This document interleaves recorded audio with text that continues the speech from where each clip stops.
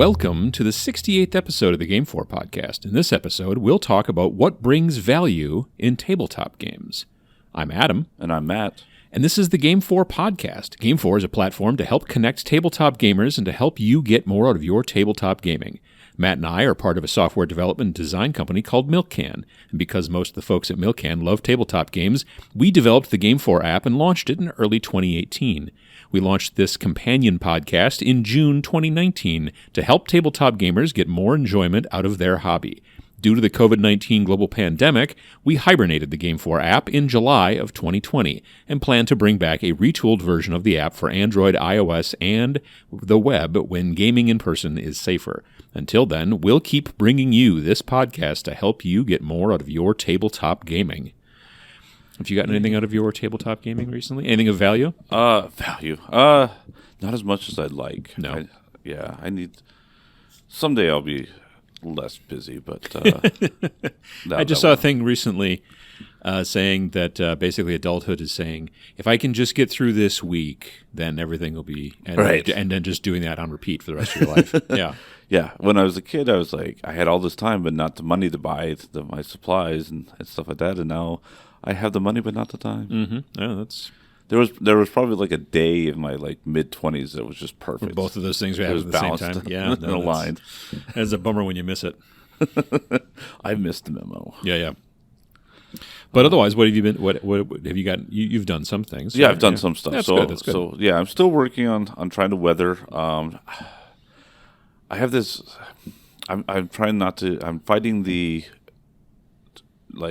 don't want to ruin the models, where you're like, oh, I don't know, maybe I'm doing too much, but then you're like, oh, but I'm not doing enough, and sure. So that whole learning process. Weathering is kind of like you can't overdo it, but you can also I don't know. I have a tendency to err on the side of underdoing it a little bit, and then because if you overdo it, I don't know. Sometimes you can go back and fix it. Well, even just the whole learning thing, you're sure. Oh, do I try it out or do I just go, okay, this is good for this technique, and I'll try that other technique next, on a different thing. Or... Yeah, no, that's true too. Yeah, no, well, I mean, but it's good to work these things out. Yeah. But yeah, so you've been weathering what? Like just stuff? Tanks. Okay, all right. Yeah. That's so cool. A couple tanks for, I believe they're all would fall under Empire Falls. Sure. So, from Gaddis Games. Gaddis Games, yep. Gotcha. What else? You did anything else? Or?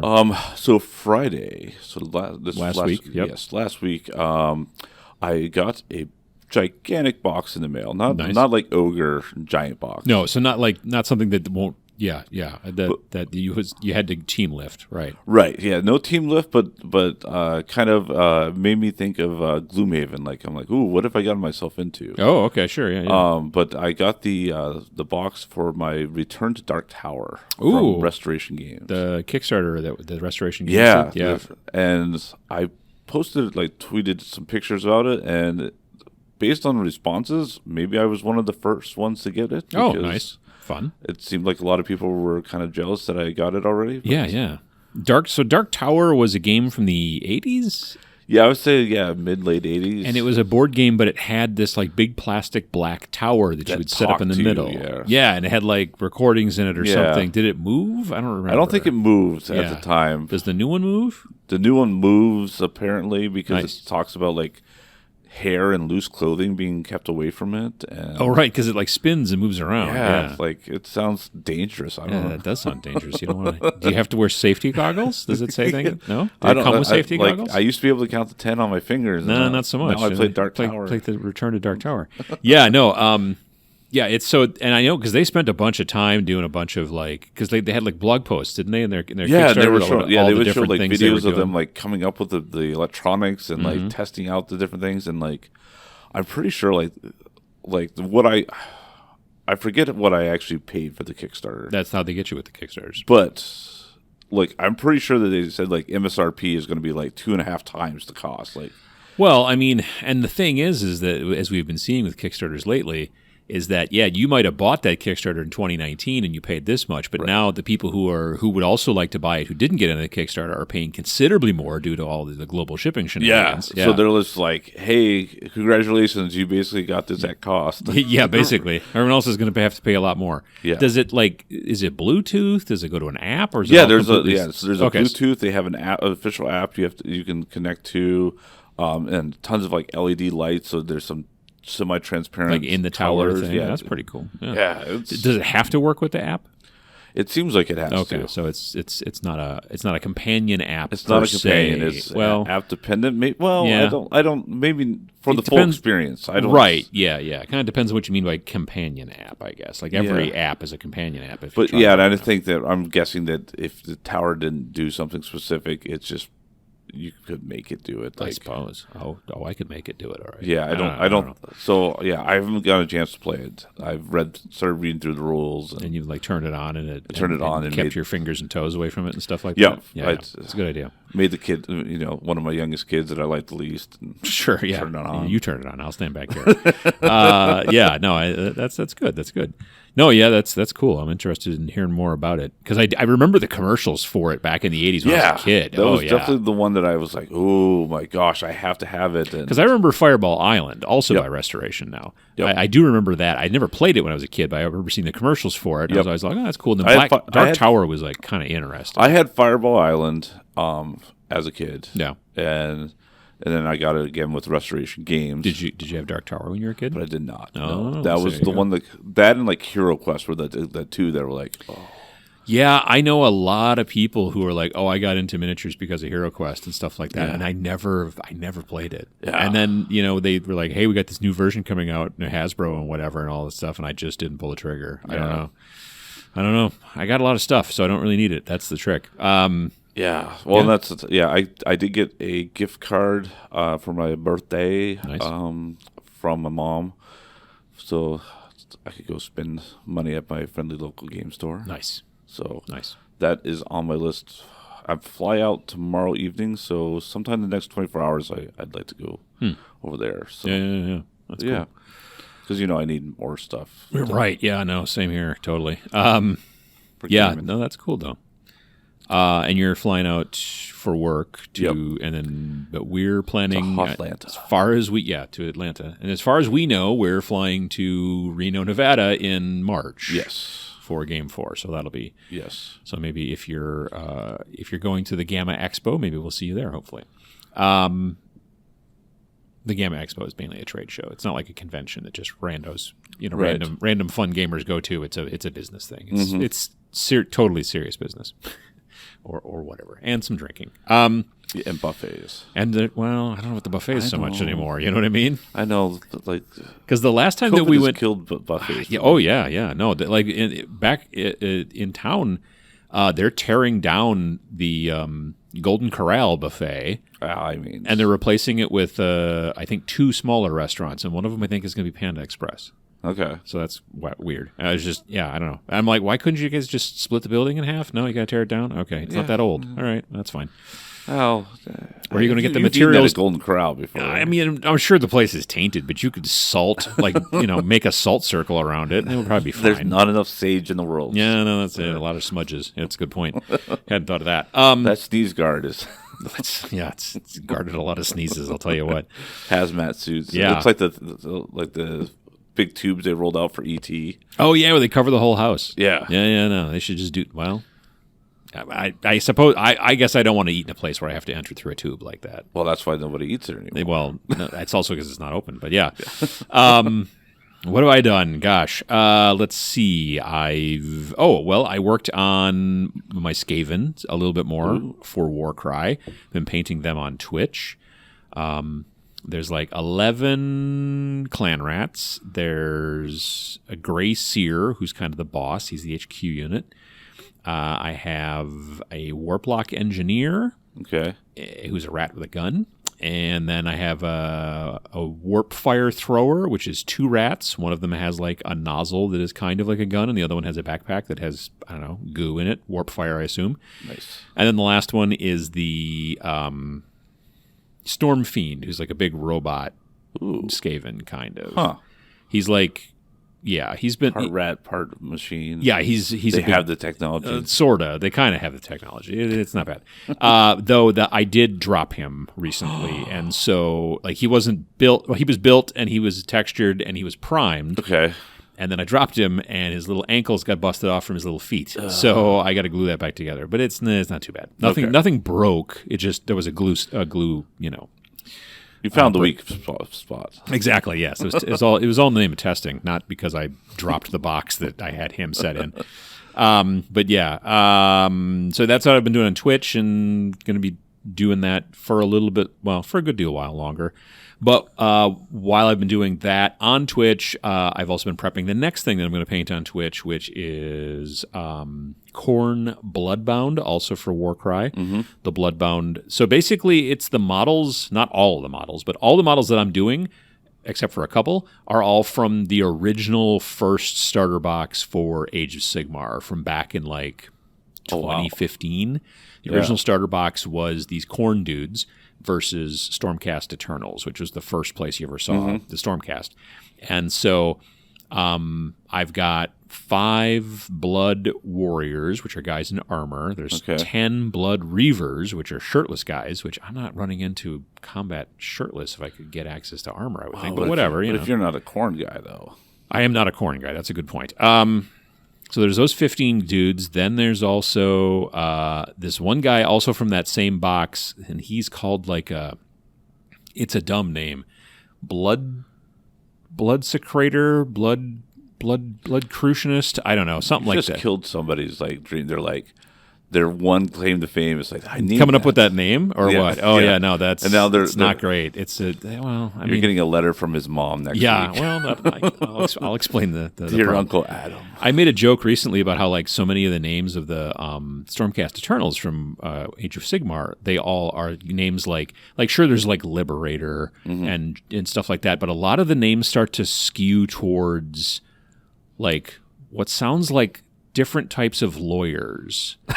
There's a Judicar. I'm like, okay, it's got the word judge in it, and then there's there's a bunch of different ones, but some of the earliest ones are and now I can't think of the names, but there was at least several of them that sound like other names for lawyers, and then I'm like, okay, and so do we also have these are my Stormcast Eternal paralegals. These are my and then someone just recently commented that was I've been working on my Stormcast Eternal court reporters and getting them done. Now I can't think of the words now. Damn it. Anyway, but it's definitely it's not.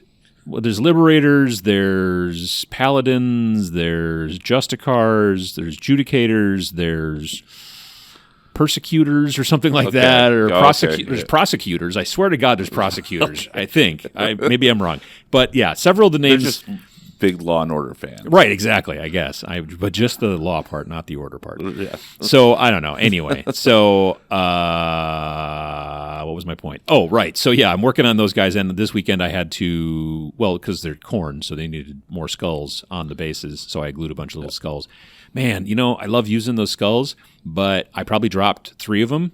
And then when you drop a skull, it's gone. It bounces off my leg or off of something, and then it's just gone, and I can't find it. So I'm like, all right, well, luckily there's 340 skulls initially in this box. So that's good. But still, it's annoying. Do you think there's anyone that's gone through that, more than one of those boxes? I own 2 of them. I bought a second one just in case. I haven't opened it yet, but I own it. Yeah, no. Maybe. I don't know. Maybe Sam. Sam's probably cranked out a bunch of them. Okay, yeah. But I can see that. So anyway. I mean, I'm talking about, used everyone in it. Not some people, I'm sure, have bought all the human skulls, or maybe they're looking for specific of the bigger ones, because they don't give you a ton of those. That's true. But, using, every... Yeah, I could see Sam doing it. But yeah. Honestly, I should see if I could find another one of those boxes, because it wouldn't be a bad idea. Just to have, because you always need skulls. You never know. Yeah. Anyway, so then the next step is going to be to prime those guys, and I think I'm going to also, some of them, definitely the guys, the Blood Warriors, the 5 of those guys who are mostly armor, those guys I'm going to definitely not only prime, but also base coat with my airbrush, because they're mostly going to be in reddish armor, so I'll just do a lot of red armor, whereas the shirtless guys, I may just do a normal black and white zenithal, because I don't want to paint them all to be I could just use like a flesh tone and paint them all, but then they would all be exactly the same color dudes. And I'm like, well, some of those guys might be from different regions of Chaos Land or whatever. This guy, you know, and it's just more interesting to paint different flesh tones. Yeah, exactly. You know, so that's that anyway. So yeah, so in those situations, I think those guys I might just do. Because I thought about, well, I'll do them black, you know, red and then black as well, or red and dark brown. But I'm like, but they don't have that much red on them. Right, it's mostly flesh, and so save you any time. Yeah. Exactly. And then I did actually get some basement cleaning done this weekend. I got a couple of bags of stuff out of there, and I broke up some cardboard, and I moved some things around a little bit. It was baby steps, but I did them, so that's good. So yeah, not a ton, but some, you know, some things. Nice. We are still working currently on. There haven't been any big updates to the app over the holiday and all that kind of stuff to GameFor, but we are in the process of prepping for, like we mentioned earlier, Gamma Trade Show, the Gamma Expo, which is going to be in March at Reno, Nevada, at the Pepper Mill. Pepper Mill. Yep. We were told that we weren't going back, but apparently we are. But this is, I think, the last year. I feel like we've said this a couple times. Yeah, that could be. And by last year, what I mean is that, in theory, Gamma is moving the trade show to Louisville or Lexington? I thought it was Louisville. Well, but now you're making me question that. Yeah, I think it might be Lexington, Kentucky. It's Kentucky area. It's in Kentucky is the idea. So, which is more centrally located in the country, so I guess there's something to be said for that. But there's a steakhouse that we like to go to in Reno, and then we'll be sad about that. But, you know, and I don't know if it's a casino like the Pepper Mill is. I don't. So, I mean, we would miss that our favorite perfect gaming machine. If you will. Kitty Glitter is what it is. Yes. It's just a slot machine, but it's called Kitty Glitter, and it says instead of Kitty Litter, which would be a totally different machine altogether. Yeah, you wouldn't want to pay out on that one. No, it would, not so good. But it would and it was like the last several years of going there, it was trying to fit because there's so many, like when you go to the casinos, there's always like multiples of this machine and like the Buffalo one. Oh right, yeah, they're all over the place. I swear I'd never see maybe more than like one or two people on the Buffalo ones, but they're everywhere. The place is coated in them. But Kitty Glitter, they have one machine in there, and it's become almost like a... Where's Waldo? Yeah, a little bit. Like just like where have they put it this time, since we were here last year. Yep. So anyway, I don't know. Maybe we'll have to see if we can go on eBay and buy one of those. I'm sure they're super cheap. Yeah. It's going to be fine. Nothing. We'll just take it. Yeah, or that will fit in the luggage. It'll be fine. Yeah. So anyway, so that's... But we are taking... ads. I know that we've got a couple people that reached out about ads, so we're pre-selling that. So and the new, I mean, this was the plan just before everything went all pear-shaped, but we were working on code because previously the ads on GameFor were global, meaning if you advertised, everybody who saw GameFor saw the same ads to some degree. And the new feature we were adding is regional ads. So people could, let's say you're, I don't know, a friendly local game store, and you want to advertise to GameFor users who are within 50 to 100 miles or whatever of your store, and not advertise to people in Germany or France or or you're having a convention and you want to get a last push to people who live nearby and stuff. That was the newest feature, and so we're working on that as well. And that'll be, I think that'll be a real big benefit to people because they'll be interested in being able to advertise directly to folks nearby. And and the ad network will span any products. We have a few products working on. Because the ads will then the library manager will be library manager, and we've got some other ideas as well. So yeah, that's all on its way. I think it's time for our topic. Yes. So the hot topic, if you will. I don't know if it's a hot topic. Maybe it's a hot topic. I guess amongst some folks it is. Not the store in a mall hot topic, but yeah, I know what you're saying. Yeah.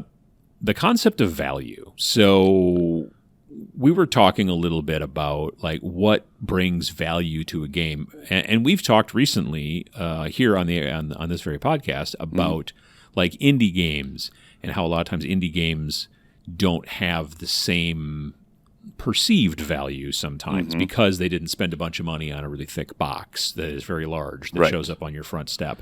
Yes. And they didn't necessarily spend money on a cool, crazy, whirling dervish of a black plastic obelisk that sits on the middle of the thing there, with the LED lights and all that jazz. There's artwork on the back of the game board that sits on the table. See, that's there you go. Yeah.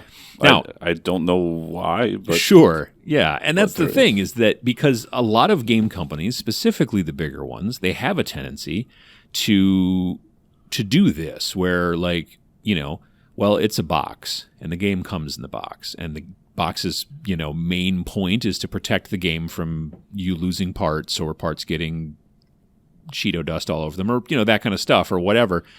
But do you need to put artwork on the inside of the box? Like it looks cool and it makes the game seem more polished, luxe, to use a piece of slang maybe. Mm-hmm.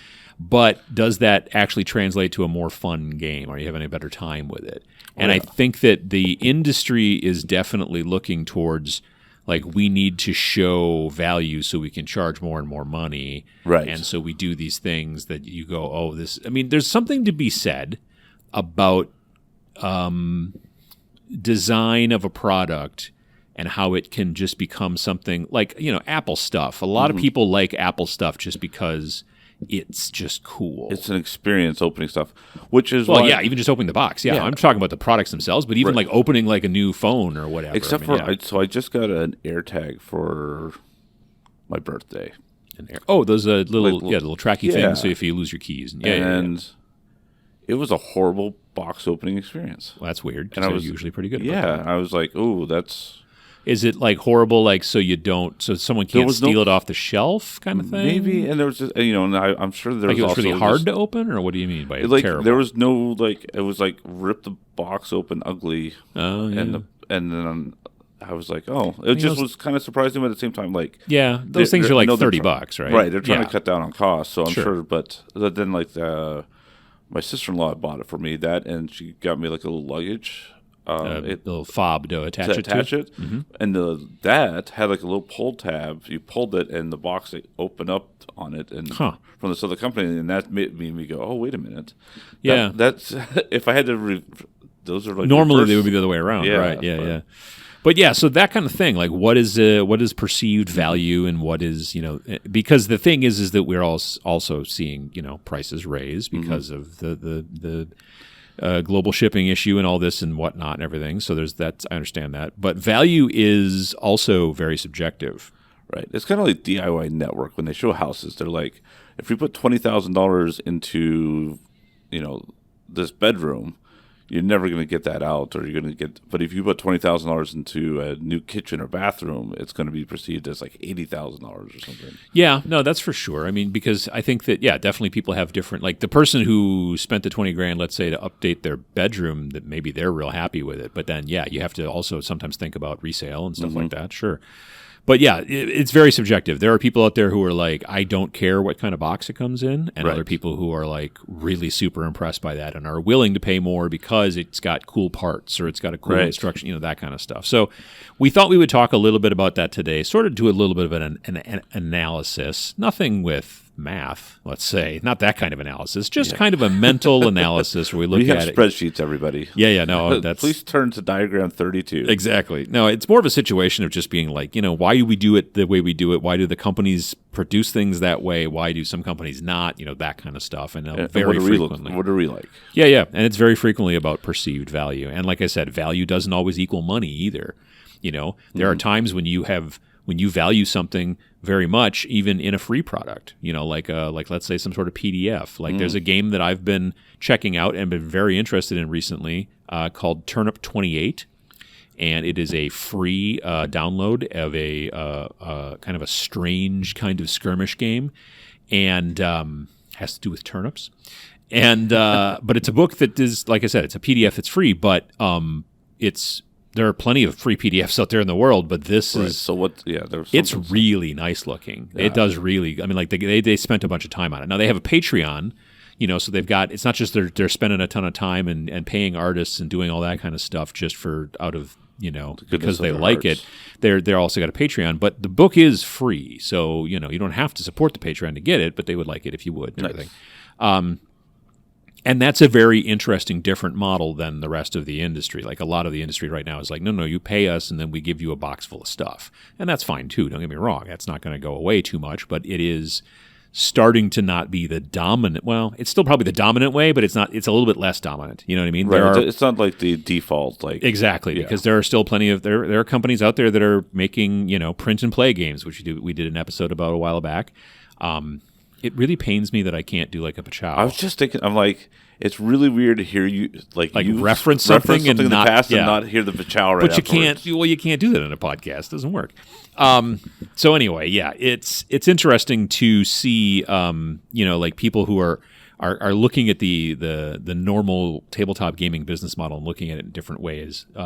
Just off the top of my head, like one-page rules out of, well, I don't know where they're actually out of, to be frank, but they make downloadable rule sets for tabletop wargaming, and they also have a Patreon where you can then get STLs that are for their games. You can use whatever miniatures you want. They're miniatures agnostic, but they also are like, hey, we make these miniatures that will work great for this and this and this.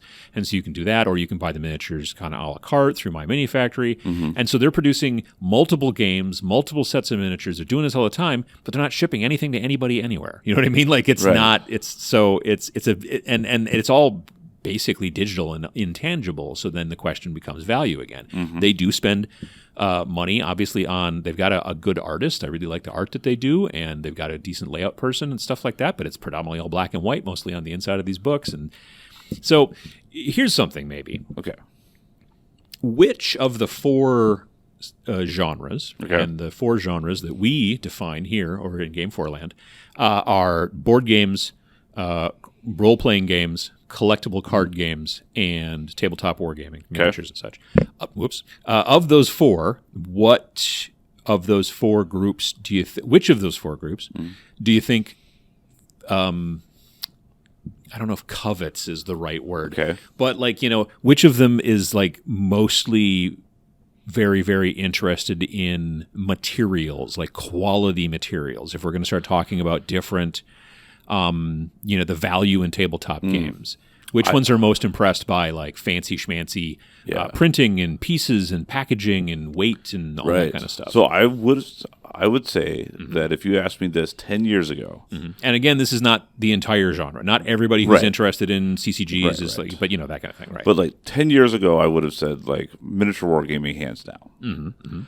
But nowadays, I would say board games has surpassed that, because it's like, I agree. It's like they've taken like any card components take like all the best practices from CCGs.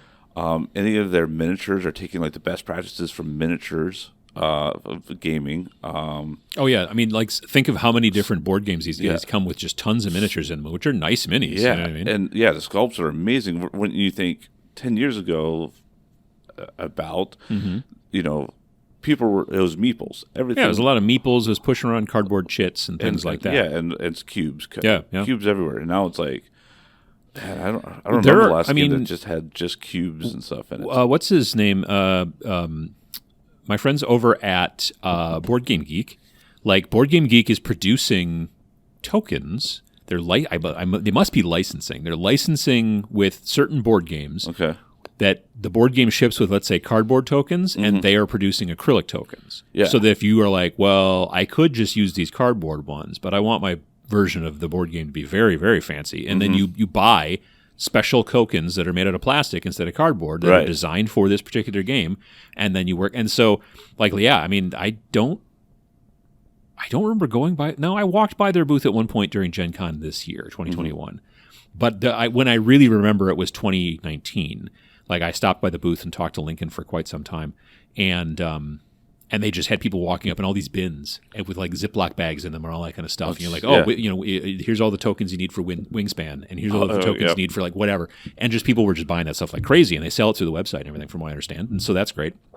But like board gamers are very, very interested in that. Again, not all, but that seems to be something like the value. I talk to people all the time who are like, oh, I bought this game because it looked amazing and it has like. But my question is always like, but is it a good game? Do you know? Like and people are probably of different minds of that as well.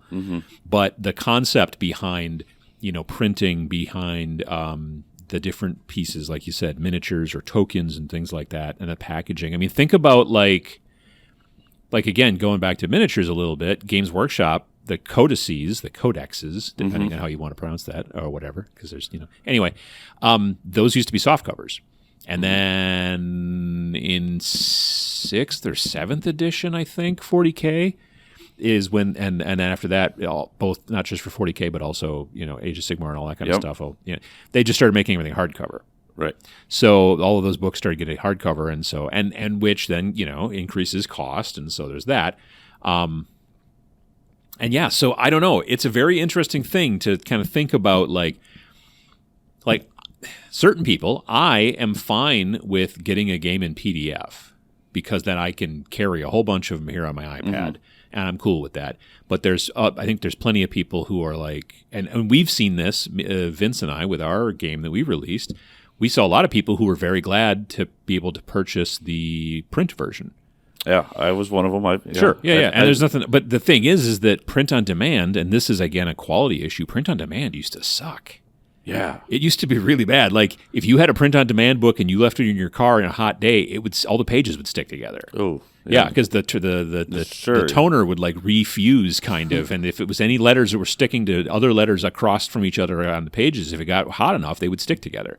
So that was an issue. And plus the covers always looked weird and kind of bumpy and janky from the different color layers and things like that. But all of that stuff has been fixed for the most part in print on demand. And so, but I mean, we could have done a hardcover version on ours, but it would have cost, and we could have done color on the inside too, but again, it would have cost probably twice as much. Like our book cost $15. Right.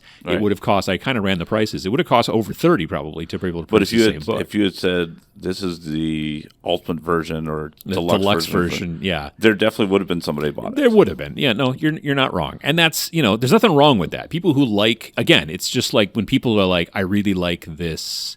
Like we've got right here, this remote. You guys can't see it, obviously, but there's a remote for an Apple TV because we've got the Apple TV here in the conference room so that you can, share the screen and all that kind of stuff. And just, it's a very little rectangle with very little in the way of buttons on it, but it's kind of, and it's just fun. It's nice to hold. And there's a lot of design that goes into, obviously, consumer products in that situation, but you're also seeing a lot of that being pushed into tabletop gaming. You wouldn't probably be super interested in playing Magic if those cards were real janky. Like if they were like there's a decent amount of clay content in those cards, and the printing is always like, well, not always, usually pretty good. Every once in a while you get a card that's a little off, here and there. Right.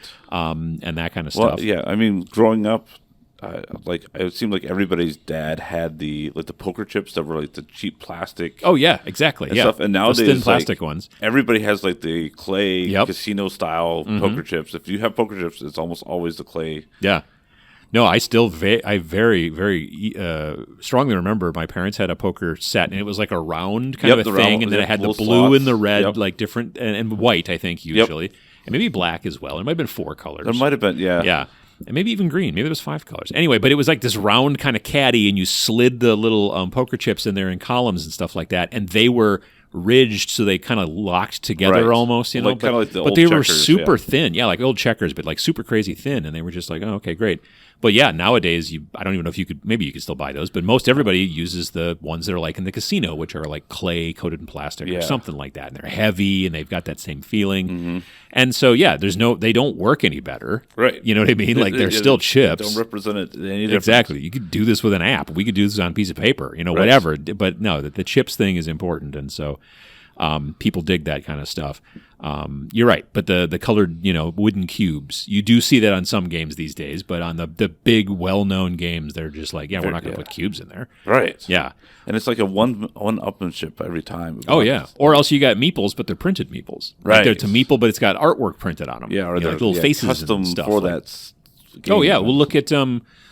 what's it? Leader games, the Oath and Root and all that kind of stuff. Like they've got little wooden meeples in the shapes of the different types of birds and cats and squirrels and whatnot. But they've all got little faces in it, or like artwork printed on them as well. Which is, again, that makes the game cost a lot more. And so there you go. But if they made a very simple game. And I guess this is the question, and me not being much of a business person, though I am technically a business owner. Well, a couple of businesses now. like, I guess, do you do that because it triggers more people to purchase and therefore you're able to make profit even though you're having to charge more and because there's more cost to the production? You know, like if you produced a game like Root in predominantly all black and white and you could sell it for $20 and still make a certain amount of profit, is that worse than if you make it so maybe that game, I frankly don't know how much Root costs, but let's say it costs $70. Right. Do you make more profit per unit when that? Or, I mean, you know, I don't know. I hope so, I guess. I'm guessing, but... Otherwise, why would they do it? Well... Again, maybe to actually just drive sales in general. Someone looks at a black and white thing and is like, yeah, I don't and to get away from the noise. I mean, when there's 8,000 board games released every 5 minutes, you've got to make it... You know, like you said, there's people that are like, we'll buy a game because it looks awesome. Well, that's one less person that I had to do a play test with. Right, yeah. You don't have to demo as much and that kind of stuff when you're just like people, when the box sells itself. Yes. I mean, it's like the same thing with, you know, D&D supplements or any kind of role-playing supplement. Like if the cover's ugly, you're less likely to sell it, I bet. Sitting on the shelf at the game store. Yeah, just having the words Dungeons and Dragons makes people automatically buy it. You know, there's some people that trigger it. You know, but there are other people that will like I've bought books. I'm not even talking about gaming. I'm talking about like novels and stuff like that. Or I've even picked up novels like at the library or whatever because the cover was kind of cool. You know what I mean? Yeah, like that's not a good reason to pick up a book. No, but how many Netflix? Through Netflix, there's times when I'm like, "Ooh, what's that?" And then I'm like, "Oh, I already watched that. They just changed the artwork up this week." Yeah, the thumbnail. Yeah. And then now it looks cooler than what the movie really was. I mean, thumbnail design is like a serious like that. There's an art and a science to some degree. Sometimes they spend more time on the thumbnail than what I think they spent on the script. Well, maybe not on Netflix, but I'll tell you on YouTube, there are times I come across like a thumbnail, like this thumbnail, they put more time into this than they did in the video. Mm-hmm. I don't. I mean, I put work into my thumbnails, but I kind of have a format that I just sort of stick to and stuff, and it's fine. But I should probably look into changing it more often than I do. So yeah, like the materials, and this is also getting into things like we said, like artwork and sculpting and layout and design. All of these things have very little to actually do with the game. Right. The game itself will probably play exactly the same. Right, exactly. If these were just like wooden cubes, black and white rules, a white, cardboard box or whatever, this is exactly the same game, but good luck trying to sell that in some situations. I mean, like look at the Game Crafter. Mm-hmm. So like the Game Crafter is a company out of Madison, and they are kind of like a print-on-demand board game company. And they've been around for 20 years at least, I bet. Yeah, that sounds right. Yeah, they've been around for quite some time. And when they first started out, they made everything was in you got like a white cardboard box, and then I think there was a black and white label that you could design artwork for that they would stick to the outside of the box. Because what happens is that you upload the graphics for the cards, the graphics for the board, and the graphics for the instruction sheet and all that stuff, and they've got a bunch of different things like, I can take these pawns, I can take these meeples, I can take all this stuff, and you put it all in there, and they're like, this is how much it's going to cost. How much profit do you want to make? You say this, and then now they put it on their website and they say this game costs $60. Right. And so, you do all the artwork and do all the stuff and whatever. And then people come and look through the website and they go, oh, okay, I want to try that game out. And they pay the $60, and then it now gets printed on demand, why they call it that. And then it gets all packaged up and then sent off. Well, as the years have gone by, they don't do the white clamshell box anymore. They now are wrapping artwork around a normal like 2.5 box like you do with normal board games. Right. Like they've got tuck boxes that the cards go in. Like the cards are all nice, rounded corners and full color, and they've got nice fancy boards, and they just keep spending more and more money to put more and more quality in there. Yep. And it's great, but for print on demand, it can make a game with a lot of different components and boards and all that stuff really expensive. They might have, a print on demand game might have been expensive at $15 before. You probably can't touch one for $15 for most. Oh no, yeah. I mean, well, it depends, I guess, a little bit. There have been some popular games that have come out of that system. There's a game called Let's Roll, which is a dice throwing game. Yeah. That got picked up by Calliope Games, but from what I understand, it first started on Game Crafter. But it was literally a box with X amount of dice in it and some cards. That makes sense, yeah. So there wasn't a ton of stuff there. It was 6-siders that were in certain colors and then some cards. But, the version that I own, that sometimes I play with my wife and the in-laws, from Calliope comes in a fancy metal box, you know, and all that kind of stuff. But yeah, that's what happens a lot of times when you're doing print on demand. The issue, it's great for the manufacturer because there's basically very little in the way of upfront cost. Right. But when you are doing print on demand, then you don't get the economy of scale. So, like when you make one of something every time that someone requests it, you don't get as much profit. Whereas when you make 10,000 of them in a factory someplace and they get shipped all over the world and blah blah blah, right. Then you get cheaper per unit. But you might have a warehouse with 9,998. Exactly. Sold two. Yeah, you got a garage full. That happens to a lot of people too. And then there's landfills filled with ETs. Yeah, which is I had that game on the 20. I did too. Did you had it on the 2600 as well? Yeah. No, I had the original ET, and I also had. I thought it was just me. Like I was like, I don't understand this game. I'm so frustrated with it. It wasn't until years later that I'm like, nobody understood that. Yeah, no. What was the other one that I had too that was also really super frustrating? Raiders of the Lost Ark. Oh, see, Ghostbusters was mine that I absolutely just like. There was like a part in like it would happen and like they made it seem like you had to do something, but I could never. Oh yeah, no, I never played that one. I would play it for a while, and then when I would get to that one part, I would lose. Yeah, no.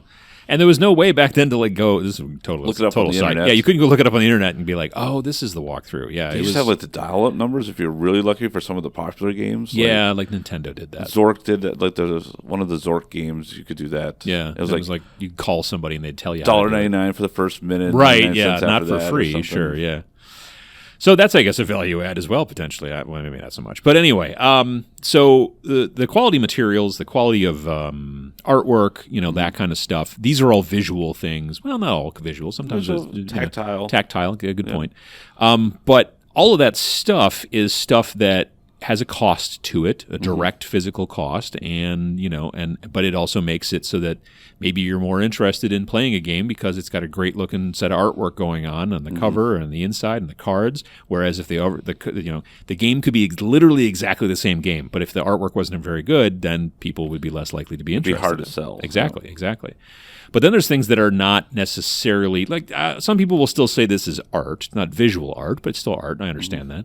But it's a lot less about, for the most part, about like, hey, we are paying for fancier equipment. We're paying for fancier, miniatures or dice. And that's getting into like lore and story. And this doesn't relate to necessarily all four genres. I don't think. Like, I don't know that there's anybody who's playing Magic the Gathering because of the lore. I would say because of, but there's, like their latest...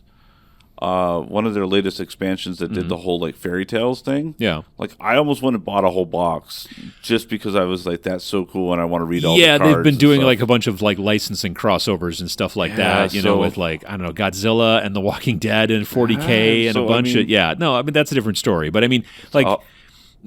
story. There you go. Yeah. But there are. I'm pretty sure there have been Magic the Gathering novels. Oh, yeah, there has. Yeah. I remember buying the very first one. But I don't know if somebody started reading the novels and be like, boy, I should play this game. I don't know, maybe. But I don't think that's their main... I think that honestly what they're doing is they're like, and there's nothing wrong with this, really. We're making novels with the hopes that people who like the game will buy the novels. I don't know that they're using it the other way around. We're like, I hope people find these novels. Like a gateway into it, but it could be. Yeah, it could be. Yeah, certainly. There could be some people that are into fantasy and then got into the Planeswalkers. And sure, yeah. But there are definitely people who are into, and again, board games not so much, but definitely people who are into RPGs because of the story and the lore, and definitely people are into games like Warhammer. Grade 5, I read the Dragonlance books, and that got me into D&D. Oh yeah, absolutely. But like I said, there are people out there who are already gamers who are like, I'm interested in this, but I'm really interested in the stories about all the people doing the thing and the whatnot and the stabbing. And all that. I remember like probably around junior high, early high school. It was right when they started announcing the prequels for Star Wars. Sure. And had friends that were like, oh, Boba Fett. And they had like all this knowledge about Boba Fett. I'm like, man, I don't remember that in the movie at all. That didn't happen. Yeah. It took me forever for some reason to realize that they read them in the books to understand it better. Okay. And the thing is that obviously there are plenty of games out there that have no story, but I think that people do also assign value to that. Like, again, going back to the game design that I've most recently done, we had a couple of pages of a very simple story to kind of explain the world. But, I've seen also skirmish games like ours that have had 24 pages of story. And I'm like, I feel like that's going overboard sometimes, which is why we went kind of light on it. But, there are plenty of people out there that are very, very invested in a game because they like the actual artwork, they love the feel of the hardcover book and all that stuff, but they're also super interested in the lore. But then, like I said, there's also plenty of role-playing games out there that, maybe plenty is a strong word. I'm sure there's role-playing games out there that have literally no lore because they're just like, you come up with the lore. It's your job. You know what I mean? But most of them have some kind of have a story. Why or what or setting. Yeah. And I think that is a big value proposition, value add, really, to a lot of people. Like I said, there are plenty of folks out there who really only interact with, let's say, again, Warhammer as an example, only through the lore. Like they don't play, they don't paint or build or anything like that, but they just love the lore. And so books get sold, and there you go. Yep. But yeah, and I think that some people also, again, look at certain products, and again, not everything. Board games, you don't expect there to be 20 pages of story behind this board game. You sit down and play this board game. But sometimes when you're like, oh, this is an interesting concept, and then to hear like a story of why, like, what is this world? What are the rules of this world? I mean, in the early 90s, when I was in college, like 91 or 92, somewhere in there, my friend Peter was like, hey, I want to show you this game. It's really fun. We should play it. And it's called Space Hulk. And it was, it's a board game / miniatures game. I would call it a gateway game between board game and it's made by Games Workshop. And you've got these cardboard tiles, and you're moving your Terminators through the spaceship, and you're blowing up gene stealers and all that kind of stuff. And I had no idea at the time what any of these things were. But even though it had like a skinny little, thin instruction manual, it was all in black and white in pages where they had didn't have anything going on, or they only had stuff that stopped like halfway down the page, and they would fill in the rest with like stories about the Emperor and stories about the Space Marines and what his Space Marines Day was like and stuff like that. And I read through that stuff and I was like, this stuff is so crazy. Whoa. And then, that's how I got to where I am now, maybe at least. So sometimes I think there's some value, I think, honestly, to the publishers in those situations. If you can come up with a good story, you can set that hook to some degree. You know what I mean? So there's that. But yeah, I mean, again, like I said, I think that there are plenty of people out there. I mean, do you think that Pokemon is popular as a card game, a collectible card game, because of the story, or does the story? Because the video games came before the collectible card game, I think. I'm pretty sure that the original Game Boy version of Pokemon came before the card game, I think. Boy, we should have checked that out. Well, that was a bold statement you put out there. But I just don't know if people are playing it because of obviously, I have a suspicion people are playing it because the cartoon was around that time. I mean, I know the cartoon was in the 90s. Yeah. But I mean, that built it out to where people. Yeah, and that's a thing, is that I think if that exact same card game came out, but there had never been a video game and there had never been a cartoon, I don't know that it would have pulled as many players as it did. Isn't that kind of what's the other kind of popular CCG? Yu-Gi-Oh? Yu-Gi-Oh. Yeah, Yu-Gi-Oh had a comic or a cartoon. Right, but it didn't have a video game, and no. Well, I mean, I think there's been some. There's been video games, but I don't know if the card game came out with Yu-Gi-Oh before the cartoon, right? At the same time. I was trying to kind of compare those two to see is Pokemon more popular because of all of the world building that was done at the same time. Well, and that's the question too. Are people playing it because it is a value of them? Is the value to the player the game, or is the value to the player, well, I like the experience, Pikachus and Charmanders and whatnot, because I like the video game and because I like the cartoon. I can name Pokemon. I couldn't name one Yu-Gi-Oh character. One guy's name is Randy? I have no idea. I don't know. I don't know anything about Yu-Gi-Oh. I remember seeing a cartoon of it one time. Pikachu. Well, sure, yeah. He's more There was years ago, there was like a thing where they like asked people all over the world, and like the most recognizable character was the Michelin Man. Huh. Like, because they were asking people, like, you know, Michael Jordan was supposedly the most famous, like, sure, but like as far as like cartoon characters, advertising characters, like drawn characters, like you could show a bunch of people from all over different parts of the world, and everyone's like, oh, hey, Michelin Man, you know, and that was that's weird. I don't know, maybe Pokemon's on that list now, maybe or Pikachu, I mean, is on that list. Well, do they even use the Michelin Man anymore? I don't know. Maybe. I mean, like, I think he's still an icon or like a logo almost, but I don't know. I've seen him in a commercial in a long time. I don't know. Anyway, there's no value to the Michelin Man. That's not true. That's not true. No, I mean, I wouldn't play a Michelin Man game, though. I'll tell you that. Because the lore doesn't really grab me. It kind of bounces you away. Oh, well. Wow. So anyway, yeah, all that kind of stuff, that lore, that thing, you know, there's a lot to be said about, like, there are certain games that don't require it at all. Does every game need lore to add more value to the people who are interested in buying Not it? Always, I don't think so. No. One of the things that I found that really helps with lore for me is sometimes it explains weird rules. It helps me remember that. If people are making the rules follow thematically, yes, I agree. You can go, oh, well, the reason why this happens is because in this world, this is how this works, so that's why they have this rule. Exactly, like that. You know, we followed along, like in Reign in Hell. Again, as an example, you have these things called soul dice.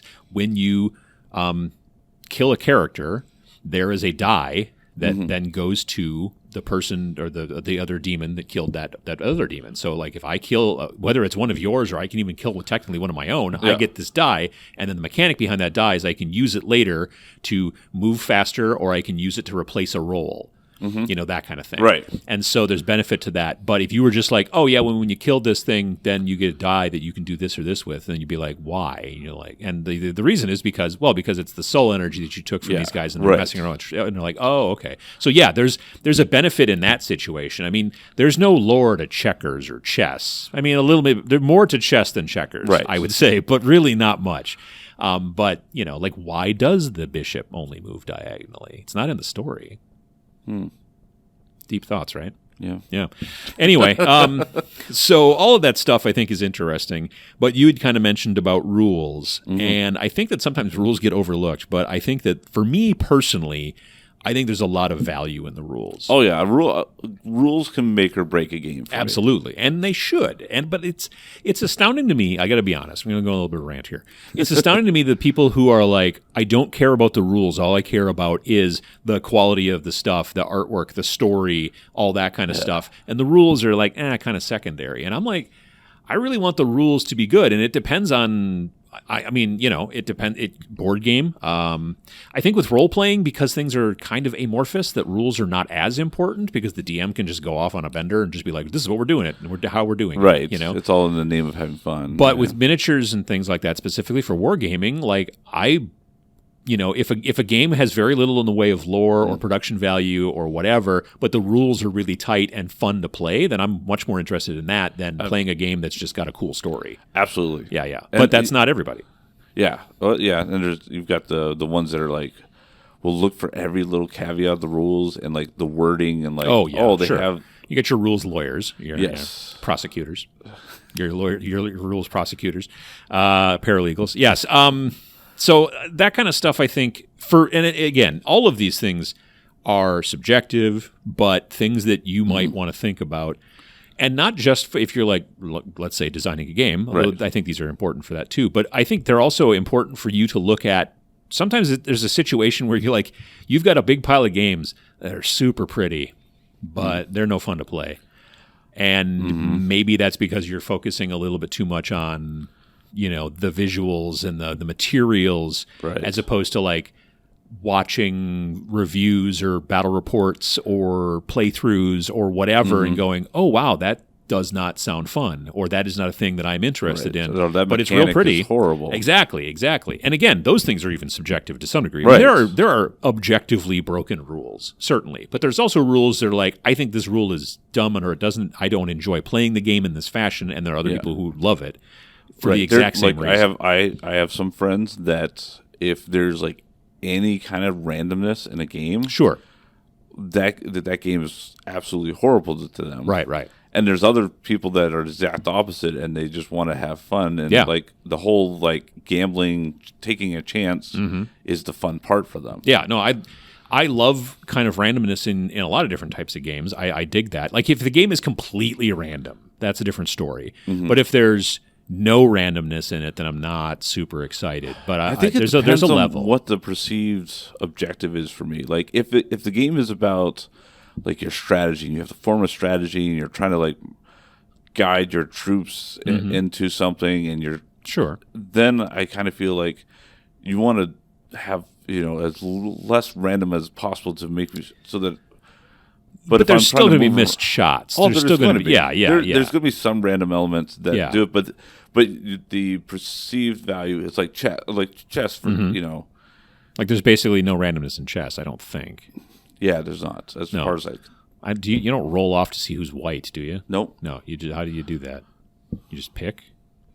I don't know, but that's literally the only choice is that what color you are, because white always goes first, I believe. Yes. Yeah, we watched. My wife and I watched Queen's Gambit. Sure, yeah. Yeah. You pick your hand. Or yeah. So that's kind of random. Yeah. So, but outside of that, once you get started, then it's very set. So then you can have grandmasters because there's no randomness. Right now. When you take a game, let's go the other end of the spectrum and say bar dice. Bar. It's just the only game I can think of that was just all dice. Yeah, like shut the box. Sure, right. Yeah, there is some strategy there, but for the most part, it's a lot of luck. Yeah, exactly. Yeah, and so that kind of stuff is definitely, I think, also a value proposition about the rules, because there are different people that like different types of rules, and that can add or subtract value from the game, and whether you're interested in purchasing it or playing it or playing it again. Replayability is also very important to some folks. Right. Yeah. The number of board game people I've talked to, they're like, "Oh, I played that. I own that game." Like, "Oh, do you like that game?" Or we only played it once, or we haven't played it yet. Yeah. No, absolutely. Is astoundingly high. Yeah. No, absolutely. The board game people, and it's partially it's not. I don't think it's their fault. Don't get me wrong. No, because there's just so many board games that have come out. I have a lot of games that I have only painted the miniatures. Sure. Or I've got the game, but I haven't even put them together yet. Now but now to be fair, the trick is, I think, is that you are at least already experiencing the game by sitting down and building and painting. So you're already doing something. It's not just sitting on a shelf. You're moving in that direction. True, but I couldn't tell you if the rules are any good. Sure. But that's the one thing about, in my opinion, with tabletop wargaming is it's not just gaming. It's also very frequently the hobby portion of it as well. Now, if I get so I got all these miniatures in my Dark Tower. There's miniatures in Dark Tower too? Yeah, the main characters are actual miniatures. Oh, wow. So if I paint those up, does that mean I've experienced part of the game? Some of it, sure. Yeah, if they give you miniatures and then you spend time to paint them. Now, if you decide you don't want to paint them, well, that's fine too. Right. But you haven't really done much yet on the game, which at least, again, this is personal opinion. But yeah, I don't know. It's replayability to some people is key and therefore has a lot of value. Mm-hmm. And I know that there were a lot of people who initially, I think, hemmed and hawed at Risk Legacy. Yes. Because they were like, well, I can only ever play it 15 times technically, and then the board will be all used up. And you're like, when was the last time you played a board game that was 15 times? And they're like, well... But I could. Yeah, no, and that's true. You can still play it. It's just now it's a custom game. Right. Or just go buy a new one. It's not that expensive of a game, frankly. So, you've got those options. Right. But, there are some folks... Because there are some games that also you play it once and now you've learned the... Maybe not even the trick to it, but maybe there was a mystery or a twist. That's why games like Return of House on the Hill. No, what's the heck that House on the Hill? House game? on the Haunted Hill. No, Betrayal on House of the Hill. That's it. Like that one it's got so many different possibilities for missions and things like that. And there's some that are randomness, similar. Not even randomness, but like because you're just picking those tiles off for each room, so it might be quick that something happens and then it's a new thing, or it might take a long time, or like there's all kinds of different things. And that game's got tons and tons and tons of replayability, but not every game is like that. And so for some people, definitely that's like if this is not a replayable game, then I'm not interested. Right, like because like Time Stories, that is one time and done. Sure, yeah. And which is why they have zillions of expansions. Yeah, right. Exactly. So, yeah, I mean, all of these different features are things that are going to bring value to tabletop games, and the value that you take from them, obviously, is variable because everyone values different things differently, I guess. Does that sound like a competent... like competent words? Yes. I'm a super good words person. A sound theory. Sure. I guess it's definitely a sound theory. So, I think that if the main thing that you might take away from this podcast, hopefully, is the ability to kind of maybe analyze like why you buy the games or why you like the games that you do. And maybe it will help you to steer clear of games that are very flashy, but maybe you aren't actually going to enjoy. Or maybe it will also help you to determine, I really like games that look really super cool, and I like having them around and putting them on my shelf, and there's nothing wrong with that either. It's helped me to understand which games I pull the trigger on Kickstarter now. Yeah. Because it used to be like, oh, well, this looks really cool. Well, the FOMO, too. I'm going to push... Yeah, because the FOMO on Kickstarter, too, because you're just like, well, I got to get it. Yeah, and then now I'm kind of like, now there's so many high-quality games on Kickstarter that I'm like, oh, like before it was like when they first started doing like 3D prints, STLs, it was like, I have to buy them all because, and now I'm like, oh my gosh, there's a new one every day. If I settle on this cool model, there'll be another cool model tomorrow. Yeah, I agree. So yeah, it's very interesting. Because of the growth of the gaming industry, we just keep seeing more and more stuff, and so we do need to make, I think, generally a little bit, or at least analyze the value judgments that we make when deciding to buy or not buy games. And I don't know, I just thought it would be a good concept or a thing, whatever, a good subject for today's podcast. Hopefully you value our opinions. Indeed. Hopefully you valued what you've heard here on the podcast. I hope that you have. Let us know if you do. Thanks again for listening to this episode of the GameFor Podcast. If you've got questions or comments and you're watching on YouTube, please leave a comment below.